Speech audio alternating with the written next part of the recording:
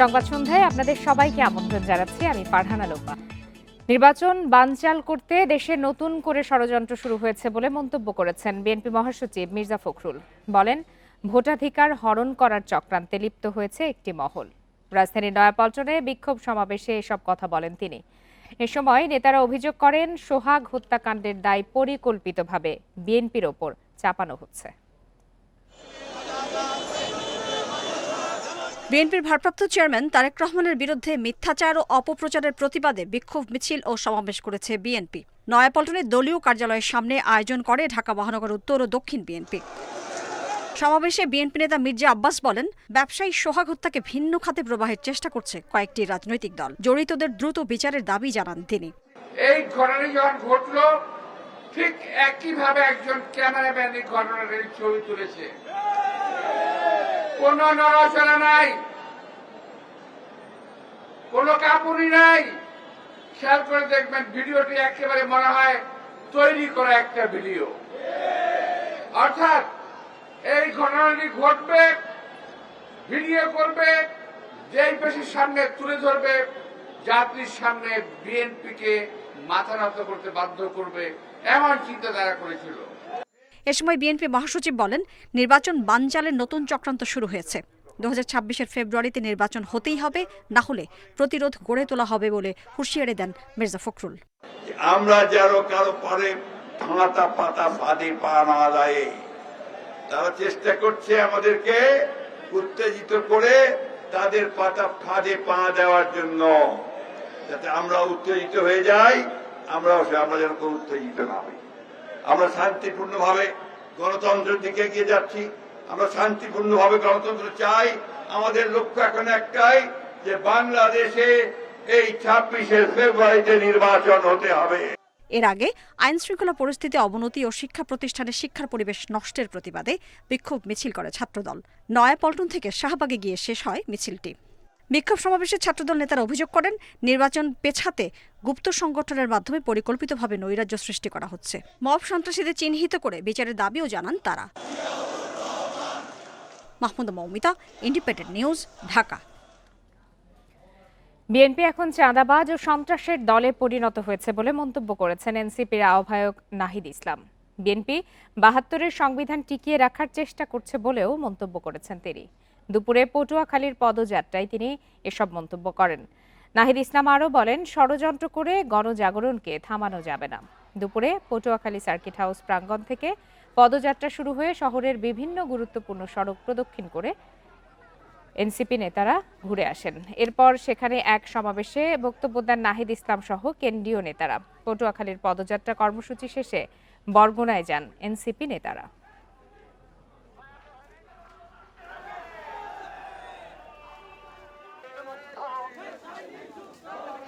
72-এর সংবিধানকে টিকিয়ে রাখতে চাচ্ছে এখন বিএনপি। বিএনপি এখন চাঁদাবাজদের দল তৈরি হয়েছে, সন্ত্রাসদের দল তৈরি হয়েছে, মুজিববাদের নতুন পাহারাদার হিসেবে আবির্ভূত হয়েছে। ফলে চাঁদাবাজ এবং মুজিববাদের নতুন পাহারাদার এসেছে। সেই পাহারাদারকেও আপনাদেরকে প্রতিহত করতে হবে, তাদের বিরুদ্ধে সংগ্রাম করতে হবে। এবার জুলাই অভ্যুত্থান নিয়ে প্রতিবেদন।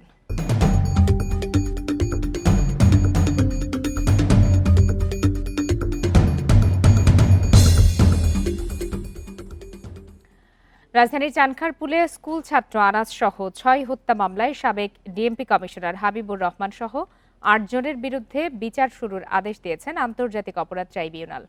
এর ফলে আন্তর্জাতিক ট্রাইব্যুনালে আরও একটি মামলার বিচার শুরু হলো। এর আগে জুলাই গণহত্যায় অভিযুক্ত করে শেখ হাসিনার বিরুদ্ধে বিচার কাজ শুরু করেছে এই আদালত। শেখ হাসিনা সরকারের পতনের মাত্র কয়েক ঘন্টা আগে গত বছরের 5 আগস্ট রাজধানীর চাংখারপুলে পুলিশের গুলিতে নিহত হন আনাস। শুধু আনাস নন, সেদিন আরও প্রাণ হারান জুনায়েদ, রাকিব সহ মোট 6 জন। সোমবার আনাস সহ 6 জনকে হত্যার দায়ে ঢাকার সাবেক পুলিশ কমিশনার হাবিবুর রহমান হাবিব, সাবেক যুগ্ম কমিশনার সুদীপ কুমার চক্রবর্তী সহ মোট 8 জনের বিচার শুরুর আদেশ দেন আন্তর্জাতিক অপরাধ ট্রাইব্যুনাল। এ মামলায় সাক্ষ্য গ্রহণের দিন ধার্য করা হয়েছে 11 আগস্ট। আন্তর্জাতিক অপরাধ ট্রাইব্যুনাল 1 এই 8 জন আসামির বিরুদ্ধে আনুষ্ঠানিকভাবে অভিযোগ গঠন করেছেন। অভিযোগটা হচ্ছে 5ই আগস্ট 2024 সালে ঢাকা মহানগরীর চানখারপুর এলাকায় মানবতা বিরোধী অপরাধ সংগঠনের মাধ্যমে 6 জন তরুণকে গুলি করে হত্যা করা। 11ই আগস্ট থেকে এই মামলার আনুষ্ঠানিক সাক্ষ্য গ্রহণ শুরু হবে। এদিন গুমে জড়িত থাকার অভিযোগে নারায়ণগঞ্জের 7 খুনের দায়ে মৃত্যুদণ্ডপ্রাপ্ত সাবেক র্যাব কর্মকর্তা তারেক সাঈদ, মাসুদ রানা ও আরিফ হোসেনকে কারাগারে জিজ্ঞাসাবাদের অনুমতি দিয়েছে ট্রাইব্যুনাল। এ মামলার অন্যতম আসামি সাবেক সেনা কর্মকর্তা Ziaul Ahsan. Lieutenant colonel Tarek Sayeed, commander Rana এবং আরেকজন মেজর আরিফ, তাদেরকে জিজ্ঞাসাবাদ করা দরকার, কারণ তারা জিয়াউল হাসানের ব্যাপারে অনেক কথা ওই মামলাতে বলেছেন। জিয়াউল হাসানের বিভিন্ন গুম করার নির্দেশ দেয়া বা বিভিন্ন অপরাধের ব্যাপারে তাদের জানাশোনা আছে। সেই কারণে তদন্ত সংস্থা যে কোনো ব্যক্তিকে জিজ্ঞাসাবাদ করতে পারে তদন্তের প্রয়োজনে। আন্তর্জাতিক অপরাধ ট্রাইব্যুনালে আরও 5 মামলার শুনানি হয় সোমবার। হাজির করা হয় সাভারের আহসানুল ইয়ামিন হত্যা ও রামপুরায় কার্নিশে ঝুলে থাকা আমির হোসেনকে গুলির মামলায় এএসআই চঞ্চল চন্দ্র সরকার সহ অন্যান্য আসামিদের। এছাড়া 2016 সালে কল্যাণপুরের জাহাজবাড়িতে জঙ্গি নাটক সাজিয়ে 9 তরুণকে হত্যা মামলায় সাবেক আইজিপি শহীদুল হক, সাবেক ডিএমপি কমিশনার আসাদুজ্জামান মিয়া সহ 3 জনকে হাজির করা হয় ট্রাইব্যুনালে। Buddhadeb Kundu, independent news, Dhaka. ক্ষমতা টেকাতে বেপরোয়া আওয়ামী লীগ সন্ত্রাসীদের হামলার মুখেও জুলাই অভ্যুত্থানের সম্মুখ সারিতে ছিলেন নারীরা। স্বৈরশাসকের নির্যাতনেও অপরাজিতা সেই নারীদের একজন সানজিদা আহমেদ তন্নি। ছাত্রলীগের হামলায় রক্তাক্ত ঢাকা বিশ্ববিদ্যালয় শিক্ষার্থী অভিজ্ঞতা তুলে ধরেছেন ইন্ডিপেন্ডেন্ট টেলিভিশনের কাছে।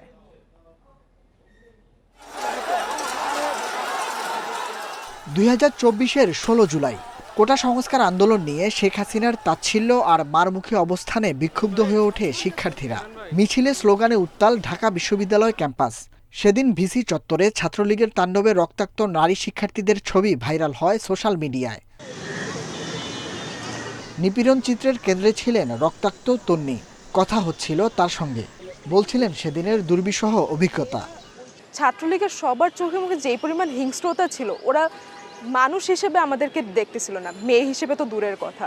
কে ব্যথা পাচ্ছে, কার কি হচ্ছে, কার কি ক্ষতি হবে, কার কোথায় লাগবে বাড়ি, এটা ওরা হিসাব করতেছিল না। ছাত্রলীগের সন্ত্রাসীদের হামলায় চোখে গুরুতর আঘাত পান তন্নি। রক্তাক্ত শরীরে হাসপাতালে গিয়েও পুনরায় হামলার ভয়ে ঠিকমতো নিতে পারেননি চিকিৎসা। আমার মুখ থেকে বারবার রক্ত পড়তেছে, ডাক্তার এসে বা জাস্ট মেডিসিন দিয়ে যাচ্ছে আমার রক্ত পড়া যাতে বন্ধ হয়। চোখের নিচে যে পাতাটা, ওটা হচ্ছে টেনে ধরে তারপর ওদের অপারেশন করতে হচ্ছে, যেটা হচ্ছে ওদের সময় এবং পরিস্থিতির কারণে অনেক টাফ হয়ে যাচ্ছিল। আমার ফ্রেন্ডরা এসে বলতেছে যে তাড়াতাড়ি কর, কারণ হচ্ছে এখানে আক্রমণ হবে। তন্নির মতো আরও অনেকেই জুলাই অভ্যুত্থানে হামলার মুখে পড়েন। জাহাঙ্গীরনগর, চট্টগ্রাম, খুলনা সহ দেশের বিভিন্ন ক্যাম্পাসে দমন পীড়নের শিকার হন নারী শিক্ষার্থীরা। শেখ হাসিনা পালালেও দুঃসহ সেই স্মৃতি এখনও তাড়িয়ে বেড়ায় তাদের। এখনও কিছু কিছু ক্ষেত্রে দেখা যায় যে বিভিন্ন ক্ষেত্রে আমার নাম তুলে আনার চেষ্টা করে। আমার হয়তো কথা বা আমার বক্তব্যকে তারা হচ্ছে ভিন্ন অ্যাঙ্গেলে বলার চেষ্টা করে। ছাত্রলীগের নেত্রীরা সাধারণ ছাত্রীদের উপর অত্যাচার করছিল, রীতিমতো তাদেরকে মারধর করছিল, তাদের উপর গরম পানি ছুঁড়ে মারে। পরের দিন কিন্তু ইডেন কলেজের মেয়েরাই একদমই গেট ভেঙে হাজার হাজার মেয়ে তারা কিন্তু 15 জুলাই রাজু ভাস্কর্যের সামনে উপস্থিত হয়েছিল। জুলাই অভ্যুত্থানের নারী যোদ্ধাদের আক্ষেপ, ফ্যাসিবাদের লড়াইয়ে অংশ নেয়াদের খোঁজ নেয়নি বিশ্ববিদ্যালয় কর্তৃপক্ষ, খবর রাখেনি রাষ্ট্র। জুলাই অভ্যুত্থানে ঢাকা বিশ্ববিদ্যালয় সহ দেশের বিভিন্ন বিশ্ববিদ্যালয়ের নারী শিক্ষার্থীরা ছিলেন সম্মুখ সারিতে। সে সময় আন্দোলনে গিয়ে গুরুতর আহত হন অনেক কর্মজীবী নারীরাও।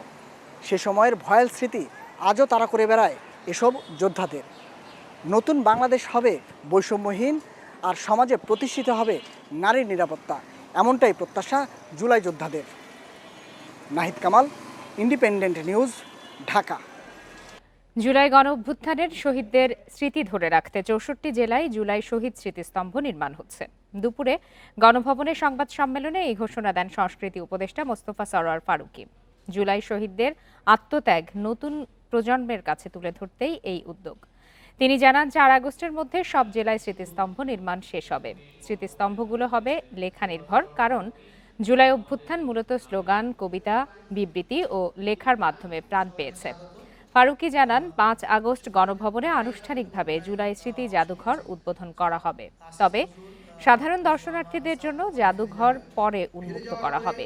এ সময় নারী ও শিশু বিষয়ক উপদেষ্টা শারমিন মুর্শিদ জানান, জুলাই অভ্যুত্থানের নারী যোদ্ধারা কেন অভ্যুত্থানের পর ঘরে বন্দী হয়ে গেলেন তা খতিয়ে দেখা দরকার।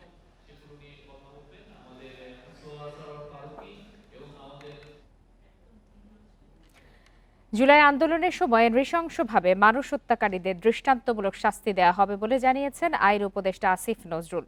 দুপুরে নারায়ণগঞ্জে শহীদদের নামে নির্মিত প্রথম জুলাই শহীদ স্মৃতিস্তম্ভ উদ্বোধনের সময় এসব কথা বলেন তিনি। শহরের হাজীগঞ্জ এলাকায় স্মৃতিস্তম্ভটি উদ্বোধন করেন অন্তর্বর্তী সরকারের ৫ উপদেষ্টা। এ সময় শহীদদের আত্মত্যাগের কথা স্মরণ করেন তারা। নারায়ণগঞ্জে শহীদদের নামে নির্মিত হলো দেশের প্রথম জুলাই শহীদ স্মৃতিস্তম্ভ। সোমবার দুপুরে নারায়ণগঞ্জের হাজীগঞ্জ এলাকায় স্মৃতিস্তম্ভটি উদ্বোধন করেন আইন উপদেষ্টা আসিফ নজরুল, পরিবেশ উপদেষ্টা সৈয়দা রিজওয়ানা হাসান সহ অন্তর্বর্তী সরকারের ৫ উপদেষ্টা। এ সময় আইন উপদেষ্টা ডক্টর আসিফ নজরুল বলেন, আন্দোলনের সময় শিক্ষার্থী ও সাধারণ মানুষকে বীভৎস কায়দায় হত্যা করা হয়েছে। এছাড়া জুলাই হত্যাকাণ্ডে যারা মামলা করছে তাদের সর্বোচ্চ নিরাপত্তা দেওয়ার আহ্বান জানান তিনি। যারা জুলাই হত্যাকাণ্ডের জন্য অভিযোগ করেছে, মামলা করেছে, তাদের বিরুদ্ধে অন্যান্য পক্ষ বিভিন্ন শত্রুতামূলক মামলা দিয়ে তাদেরকে বিভিন্নভাবে হেনস্থা করার চেষ্টা করছে। আপনাদের তাদেরকে সর্বোচ্চ প্রোটেকশন দিবেন এটা আশা করি। গণঅভ্যুত্থানের শহীদদের স্মরণ করে পরিবেশ উপদেষ্টা সৈয়দা রিজওয়ানা হাসান বলেন, নারায়ণগঞ্জে ৫৬ জন শহীদ হয়েছে। তাদের আত্মত্যাগের মধ্য দিয়ে জনগণ পেয়েছে স্বৈরাচার মুক্ত বৈষম্য বিরোধী দেশ। ওদেরকে মনে রাখার শ্রেষ্ঠ উপায় হচ্ছে ওদের পরিবাররা যে যন্ত্রণাটা বয়ে নিয়ে বেড়াচ্ছেন সেই যন্ত্রণাটা লাঘব করে দেয়া। কেমন করে আমরা লাঘব করব? আমরা লাঘব করব হচ্ছে দলীয় স্বার্থ ব্যক্তি স্বার্থের ঊর্ধ্বে দাঁড়িয়ে। এদিকে কুমিল্লা, খাগড়াছড়ি ও চাঁদপুরেও জুলাই স্মৃতিস্তম্ভ নির্মাণ কাজের উদ্বোধন করা হয়। গণঅভ্যুত্থানের বর্ষপূর্তি উপলক্ষে শহীদদের স্মরণে সারা দেশে জুলাই স্মৃতিস্তম্ভ নির্মাণ করছে গৃহায়ন ও গণপূর্ত মন্ত্রণালয়। Independent news. জুলাই শেষ হতে আরও 2 সপ্তাহ বাকি। এখনও নারী আসনে নির্বাচন পদ্ধতি আর উচ্চকক্ষের গঠন নিয়ে রাজনৈতিক দলগুলো একমত হয়নি। বিএনপি 100 নারী আসনে সরাসরি ভোটের বিপক্ষে, যেখানে এনসিপি ও জামায়াত চায় সংখ্যানুপাতিক পদ্ধতি। উচ্চকক্ষে প্রতিনিধি নির্বাচনেও এমন দ্বিমত থেকে গেছে। যদিও এখনও ঐকমত্য কমিশনের আশা, জুলাইয়ের মধ্যে জাতীয় সনদের কাজ শেষ করা যাবে। ফরেন সার্ভিস একাডেমিতে ঐক্যমত্য কমিশনের সঙ্গে চলমান সংস্কার আলোচনার 13তম দিনের বৈঠক শুরু হয় সোমবার সকালে। এদিন মূল আলোচনা চলে নারী আসনে নির্বাচন এবং দ্বিকক্ষ সংসদের উচ্চকক্ষের গঠন নিয়ে। এনসিপির দাবি, কার্যকর উচ্চকক্ষ চায় না কেউ কেউ। এর মাধ্যমে আগের রাজনৈতিক ব্যবস্থাই বহাল রাখতে চায় তারা। নাই করে দেওয়ার একটা প্রবণতা আমরা খেয়াল করেছি। সেই জায়গায় আমাদের স্পষ্ট প্রস্তাবনা হলো উচ্চকক্ষ অবশ্যই বাস্তবায়ন করতে হবে এবং একটি কার্যকর উচ্চকক্ষ বাস্তবায়নের জন্য উচ্চকক্ষে পিআর পদ্ধতিতে প্রতিনিধিত্ব ঠিক করার বিধান অবশ্যই আমাদেরকে একমত হতে হবে। এদিকে উচ্চকক্ষের প্রতিনিধির পাশাপাশি নারী আসনেও সংখ্যানুপাতিক পদ্ধতিতে নির্বাচন চায় জামায়াত ইসলামী। সংসদীয় আসনে একজন মহিলা নির্বাচন করা ডাইরেক্টলি এটা অলমোস্ট ইম্পসিবল। তো সেজন্য আমরা বলেছি এটাও পিআর সিস্টেমে হবে এবং 100 জন নারী ক্যান্ডিডেট হবে, টোটাল আসন সংখ্যা 400 হবে। সংসদে 50 থেকে 100 নারী আসনের প্রস্তাব বিএনপির। তবে এসব আসনে সরাসরি ভোট চায় না দলটি। সরাসরি নারী আসনে নির্বাচনের ক্ষেত্রে এবং আরও কনস্টিটিউয়েন্সিস ডিলিমিট করে আরও 100 কনস্টিটিউয়েন্সি যদি ডিলিমিট করা হয় তাহলে 300+400 করে এখানে বিভিন্ন পদ্ধতির যে নির্বাচন প্রক্রিয়ার প্রস্তাব সংস্কার কমিশনগুলোর পক্ষ থেকে দেয়া হয়েছে। সংবিধান সংস্কার কমিশন এবং নির্বাচনী ব্যবস্থা সংস্কার কমিশনের পক্ষ থেকে দেয়া হয়েছে। সেখানে কিছু কিছু প্রস্তাব আছে যেগুলো আসলে বাস্তবায়ন করা অত্যন্ত দুরূহ। সংস্কার আলোচনায় মতের ঐক্য অনৈক্য থাকলেও চলতি মাসের মধ্যেই জাতীয় সনদের বিষয়ে সবাই একমত হবে বলে আশাবাদী ঐক্যমত্য কমিশন। মোট প্রার্থীর মধ্যে ন্যূনতম 1/3 আসনে নারী প্রার্থিতা নিশ্চিত করার কথা, এটা নিয়ে আলোচনা হয়েছে। এর বাইরেও কিছু কিছু প্রস্তাব এসছে, ফলে আমরা এই জায়গায় একমত হতে পারিনি। আমরা সিদ্ধান্ত নিয়েছি কমিশন এটা পুনর্বিবেচনা করে আজকের আলোচনা, গত কয়েকদিনের আলোচনার পরিপ্রেক্ষিতে আগামীকাল এই আলোচনা অব্যাহত রাখবে। সোমবারের আলোচনায় ইসলামী আন্দোলন, সিপিবি, গণসংহতি আন্দোলন সহ 30টি রাজনৈতিক দল অংশ নেয়। আল আমিন হোসেন, ইন্ডিপেন্ডেন্ট নিউজ, ঢাকা। জুলাই নারী দিবস উপলক্ষে কেন্দ্রীয় শহীদ মিনারে চলছে গান, ড্রোন শো ও প্রদর্শনী। এ বিষয়ে আরো বিস্তারিত জানাতে সেখান থেকে আমাদের সঙ্গে যোগ দিয়েছেন সহকর্মী আনোয়ার সাদাত নূর। আনোয়ার সাদাত নূর, জুলাই নারী দিবস উপলক্ষে কেন্দ্রীয় শহীদ মিনারে যে আয়োজন চলছে, সার্বিকভাবে কেমন দেখছেন আয়োজন, আর সেই সাথে জানাবেন কারা কারা এখানে যোগ দিয়েছেন। খাঁচা ভেঙে উড়ে যাওয়ার কৌশলটা শিখে যায়, তখন তাকে খাঁচার মধ্যে লড়াই। জুলাইয়ের স্মৃতিকে পুনর্জাগরিত করতে একটি ব্যতিক্রমধর্মী সাংস্কৃতিক সন্ধ্যার আয়োজন করা হয়েছে এই কেন্দ্রীয় শহীদ মিনার প্রাঙ্গণে। এই সাংস্কৃতিক সন্ধ্যা বা এই আয়োজনের নাম দেওয়া হয়েছে জুলাই ওমেন্স ডে। এই যে সংস্কৃতি বিষয়ক মন্ত্রণালয়ের আয়োজনে এই প্রোগ্রামটি আয়োজিত হচ্ছে। সন্ধ্যা 6:30টার দিকে বাংলাদেশ চারুকলা এবং ঢাকা বিশ্ববিদ্যালয়ের সঙ্গীত বিভাগের শিক্ষার্থীদের সমবেত জাতীয় সঙ্গীত পরিবেশনের মধ্য দিয়ে আয়োজনের সূচনা করা হয়। এখন একটি তথ্যচিত্র প্রদর্শিত হচ্ছে জুলাইয়ের ওপরে, জুলাইয়ের যে নারীদের ভূমিকা, আন্দোলনগুলোতে তাদের যে অবদান এবং যে উপস্থিতি ছিল সেগুলোকে তুলে ধরে সেগুলোকে সামনে উঠিয়ে আনতেই এই আয়োজন করা হয়েছে বলে আয়োজকরা জানাচ্ছেন। এবং সেটারই একটি ভিডিও চিত্র, একটি তথ্যচিত্র প্রদর্শিত হচ্ছে শহীদ মিনারের প্রাঙ্গণে বড় স্ক্রিনের মাধ্যমে। প্রতিকূল আবহাওয়া উপেক্ষা করেও কিন্তু আমরা দেখতে পাচ্ছি যে এখানে প্রচুর মানুষের সমাগম হয়েছে। প্রত্যেকেই আসছে সেই জুলাইকে স্মরণ করতে, জুলাইয়ের যে দুঃসহ স্মৃতি সেগুলো আর একবার মনে করিয়ে দেওয়ার জন্য অনেকগুলো আয়োজন এখানে রাখা হয়েছে। যেমন এর মধ্যে জুলাইয়ে যারা সক্রিয়ভাবে ভূমিকা রেখেছিলেন, অংশগ্রহণ করেছিলেন, এমন 5 জনকে এখানে উপস্থিত রয়েছেন যারা তাদের সেই সময়ের যে অভিজ্ঞতা সেটি বর্ণনা করে শোনান। শহীদ পরিবারের 3 জনও এখানে উপস্থিত আছেন যারা তাদের আত্মত্যাগের, সন্তানের আত্মত্যাগের যে বলিদানের গল্প সেটি শোনাবেন।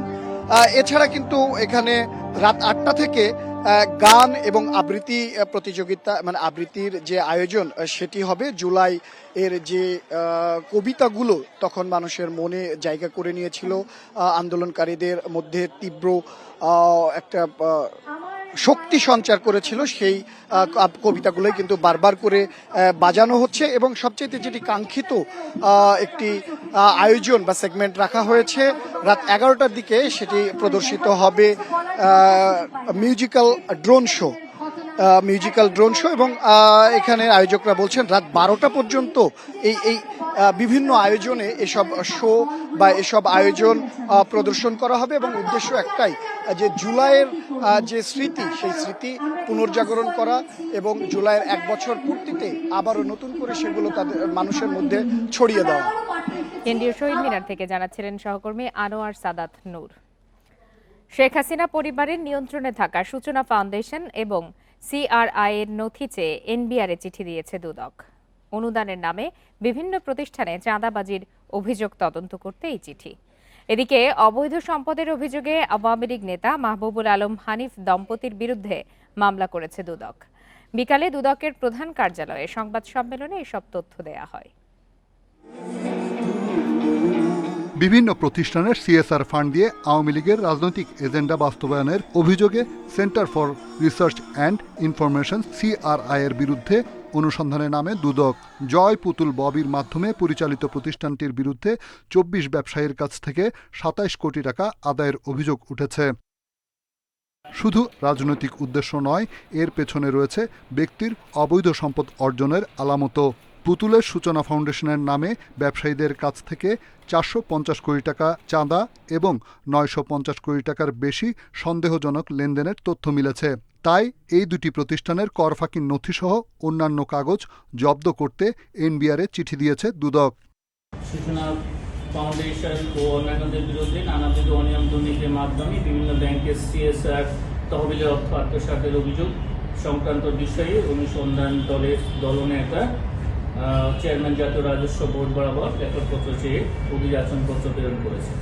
এদিকে ৩২ কোটি টাকার অবৈধ সম্পদ এবং ৯০০ কোটি টাকার সন্দেহজনক লেনদেনের অভিযোগে আওয়ামী লীগের যুগ্ম সাধারণ সম্পাদক মাহবুবুল আলম হানিফ ও তার স্ত্রীর বিরুদ্ধে মামলা করেছে দুদক। সন্দেহজনক লেনদেন করার অপরাধ অনুসন্ধানকালে প্রমাণিত হয়েছে, এই কারণে তাদের দুজনের বিরুদ্ধে আরও একটি মামলা রুজুর সিদ্ধান্ত গৃহীত হয়েছে। একই দিনে হাইকোর্টের আদেশে স্থগিত হওয়া টিউলিপ সিদ্দিকের ফ্ল্যাট জালিয়াতির মামলা আবার সচল করতে ব্যবস্থা নেওয়ার কথাও জানিয়েছে দুদকের মহাপরিচালক। রিশাদ হুদা, ইন্ডিপেন্ডেন্ট নিউজ, ঢাকা। শেষ করছি আজকের সংবাদ সন্ধ্যা। ধন্যবাদ সবাই।